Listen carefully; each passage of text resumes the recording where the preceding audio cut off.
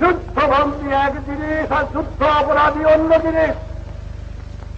আজ আমার স্মরণ করতে হয়, 130 লক্ষ লোককে হত্যা করেছে, 1 কোটি লোক গ্যাস ত্যাগ করেছে, 2 কোটি ঘর বাড়ি জ্বালিয়ে দিয়েছে, রাস্তাঘাট সরকার করে ভেঙে দিয়েছে, নৌকা জাহাজ ডুবিয়ে দিয়েছে, বৈদেশিক মুদ্রা চুরি করে নিয়ে গেছে, কারেন্সি নোট জ্বালিয়ে দিয়েছে, গুদামে খাবার নাই,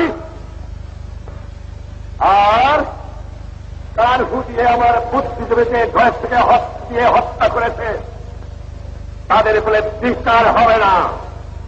আপোষ করতে শেখ মুজিবুর রহমান জানে না বাংলার দিনে বিচার হবে। বাংলার মাটিতে যুদ্ধ অপরাধীর বিচার হবে। আমার মানুষ রক্ত দিয়ে স্বাধীনতা এনেছে, রক্ত দিয়ে স্বাধীনতাকে রক্ষা করবে।